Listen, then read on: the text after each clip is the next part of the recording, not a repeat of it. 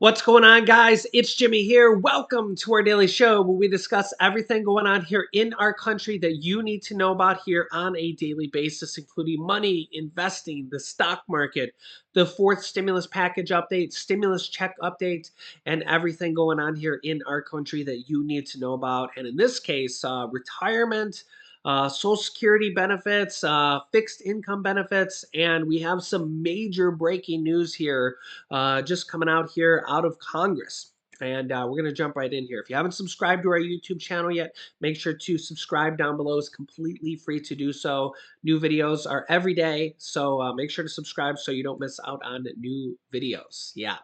Right here, as you can see, Senator Bernie Sanders and Elizabeth Warren have just announced a bill to extend Social Security solvency for 75 years and increased Social Security benefits by $2,400 per year. $2,400 per year for Social Security beneficiaries. And probably to best explain it, I'll let you hear directly from the source, Senator Bernie Sanders. Yep, take a listen here. Check this out. It is estimated that some 22 million Americans, including more than 16 million seniors, would be living in poverty. Yet, despite this important success, we should be clear that tens of millions of senior citizens are still struggling today to make ends meet, and many older workers are scared to death, literally frightened to death, that they will never be able to retire with any shred of dignity. According to the most recent data that I have seen, 12% of seniors in America are trying to live on an income of less than $10,000 a year. Got that? 12% less than $10,000 a year. I don't know how anyone can live, seniors or otherwise, on less than $10,000. And equally important, 55% of seniors are trying to survive on less than $25,000 a year. Think about that. And when you're a senior, you're dependent on prescription drugs and health care, trying to keep your home warm, trying to make it on 25,000 years. That's more than half of the seniors in America. Adding insult to injury, and this is an enormously important point that I think we don't make often enough, about half of older Americans, those who are 55 years of age and older, have no retirement savings. Got that? You're 55 years of age in America, you've worked your whole life, you got zero in the bank for when you retire. And they are dependent on a Social Security benefit today that is less than $1,540 a month on average. Now, despite what some politicians have been saying for years, Social Security today is not on the line going broke. Social Security has a $2.85 trillion surplus in its trust fund and can pay out every benefit owed to every eligible American for the next 13 years, okay? Social Security pay out all your benefits for the next 13 years. But what the actuaries want, what I want, what I think most people want is more than 13 years. The actuaries talk about 75 years being the kind of number that we should have as we go forward. After that 13 years, Social Security estimates that there will be enough funding, Social Security Administration estimates that there will be enough funding available to pay 80% of promised benefits. So you got all benefits for the next 13 years, 80% after that.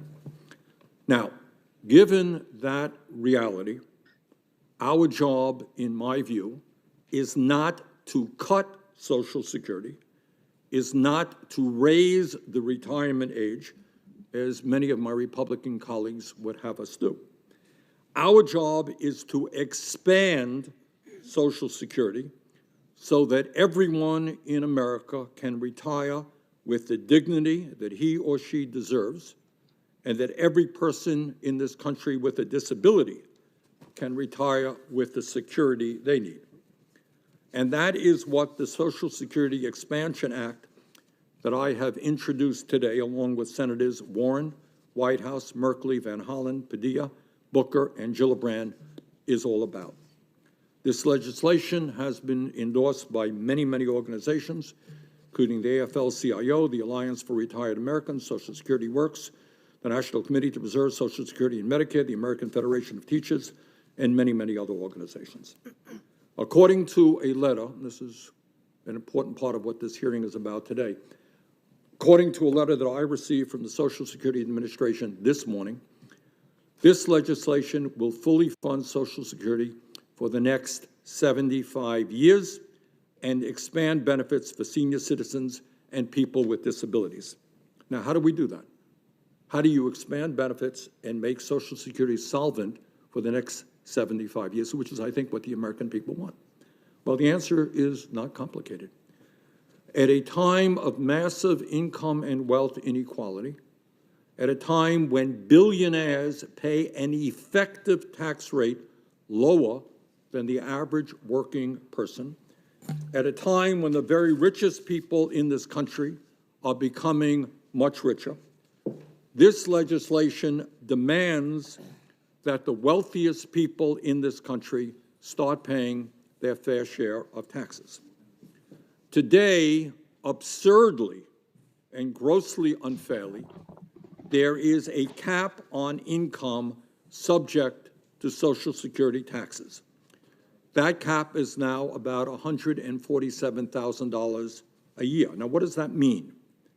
It means that if you are a multi-billionaire, you pay the same amount of money into Social Security as someone who makes $147,000 a year. Got that?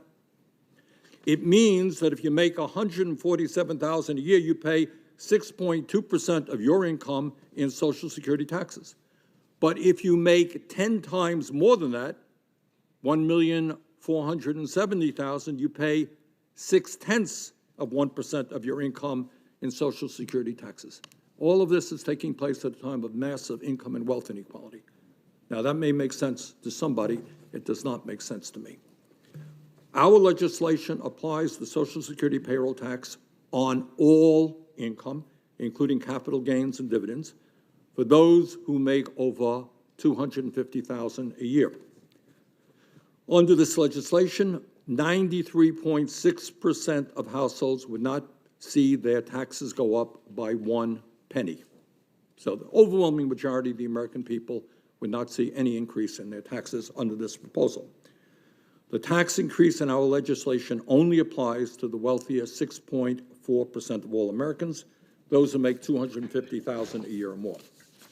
Further and importantly, under this bill, Social Security benefits would be increased by $2,400 a year for both new and existing recipients, lifting millions of seniors out of poverty.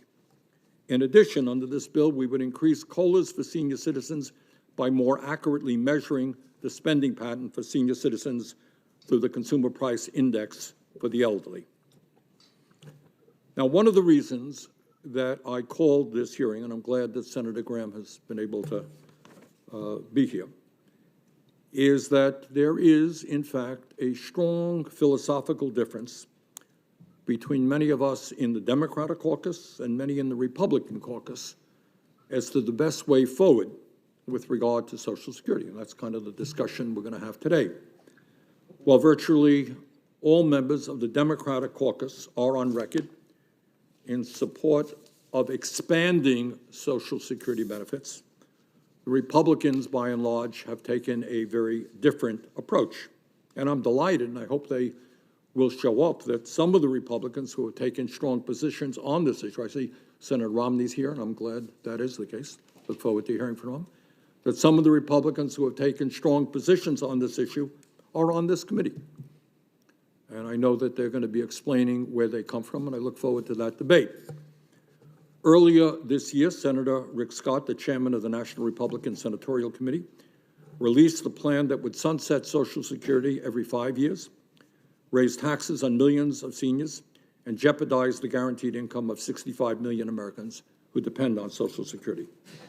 Just a few months ago, the Republican Study Committee in the House introduced a bill that would raise the Social Security retirement age to 69 years of age over the next 8 years and privatize Social Security by allowing employers to divert payroll tax dollars into less generous private retirement accounts.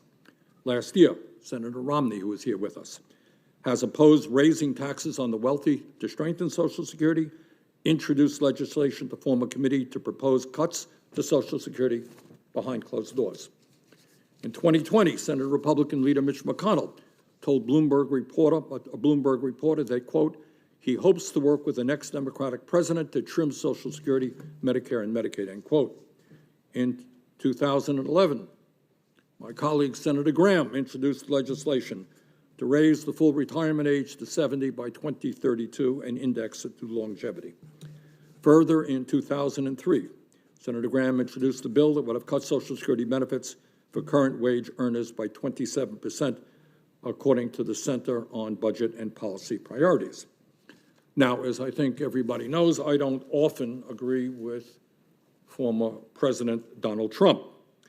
But this is what he said when he was campaigning for president in 2015, and he was right. He said, quote, every Republican, this is in the Republican primary, every Republican wants to do a big number on Social Security, they want to do it on Medicare, and they want to do it on Medicaid, end quote. Well, let me be clear, we cannot allow that to happen. The vast majority of the American people understand that a moral society does not give tax breaks to billionaires and then cut back on the needs of struggling seniors or people with disabilities. In fact, 72% of Americans support increasing, not cutting, Social Security benefits by asking millionaires and billionaires to pay more into the system. So that is where we are right now. It's a great philosophical difference. I look forward to the debate. Some of us think that the very wealthiest people in this country are doing extraordinarily well, should in fact be asked to pay more into Social Security so we can protect millions of low-income and struggling seniors. Others disagree. Wow. Yeah. So let me know your thoughts here on this this comments or this hearing, which has just been introduced. I'll show you here on the screen. You can see here Senator Bernie Sanders, Elizabeth Warren, and a host of other people co-sponsor a bill to extend Social Security's solvency for 75 years and increase benefits by $2,400 per year, $200 per month. This also goes along with President Joe Biden's exact plan that he campaigned on. A very similar, almost exact idea that he wanted to do here as well, to make the quote rich people. Bernie Sanders said maybe people making $250,000. I think I heard him say. I think Biden said maybe people making over $400,000 to start paying into the Social Security system to help fund these increased benefits, as you can see here directly on the screen. Senator Bernie Sanders and Senator Elizabeth Warren introduced a bill on Thursday that aims to extend Social Security solvency for 75 years by raising taxes on the wealthy while making benefits more generous. The proposal, called the Social Security Expansion Act, would expand benefits for current and new beneficiaries by $200 per month or $2,400 per year, and would make the monthly checks more generous in other ways as well. To do that and improve the program's solvency at the same time, the plan also calls for raising taxes on high-earning households.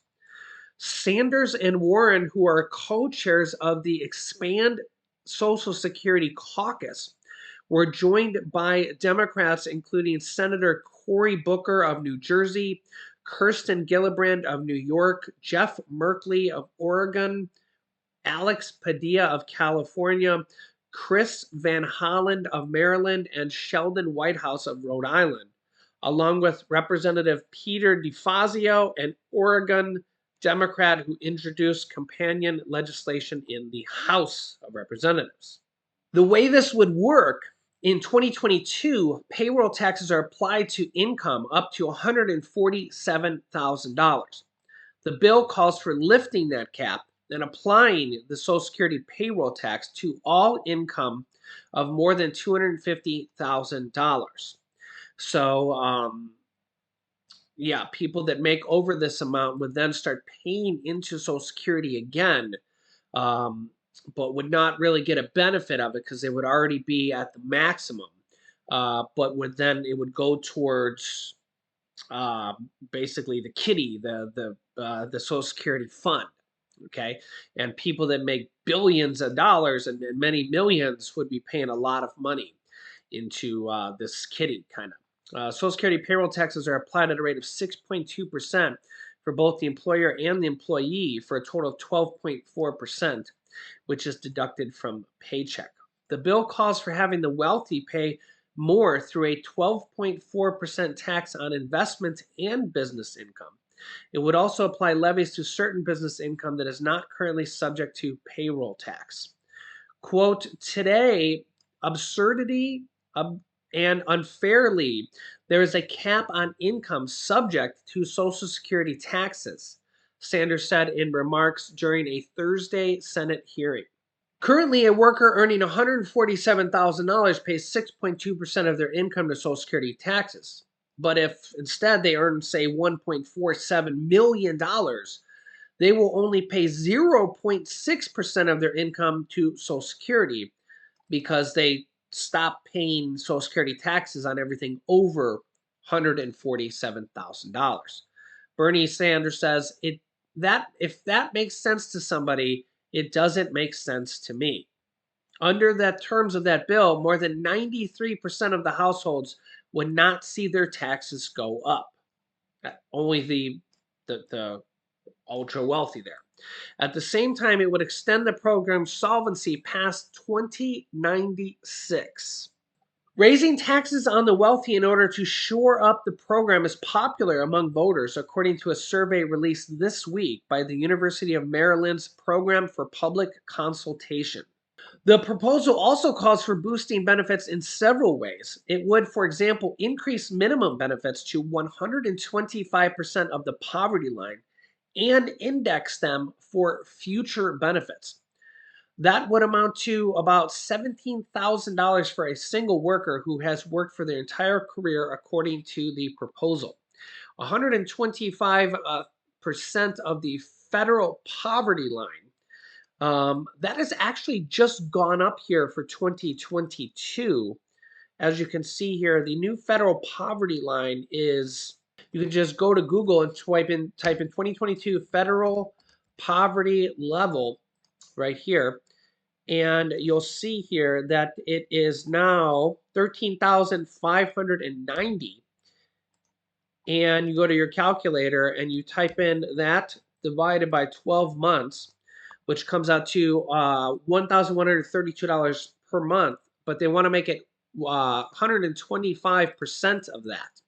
So that brings out the monthly benefits of $1,415 per month that they want to make Social Security benefits be a minimum benefit of. Yeah. So that has gone up here for the 2022 federal poverty level here. So that is another part of this bill that they want to increase as well, which would make the minimum benefits of Social Security be $1,415 per month. As you can see outlined right here, it would increase minimum benefits to 125% of the federal poverty line and index them for future raises, similar to the COLA raises that we have right now. So right now, that would be $1,415 per month. Per month. Wow. Yeah. So let me know your thoughts here in the comments. This is a major Senate hearing that was just today. And really big news here I will keep you up to date here on what happens here next. So make sure to subscribe down below to our YouTube channel. It's completely free to do so. New videos come out here every day at 10 a.m., 3 p.m., and 8 p.m. Eastern Standard Time. So after you click the subscribe button down below, then click the bell icon that appears after you subscribe so you get notifications when we go live with new videos so you don't miss out, because I will keep you up to date here with everything you need to know about. You can click here to watch my newest video next. And here is my newest video on stimulus checks as well. So click on one of those videos next. Thanks for watching, guys, and I will see you in the next video.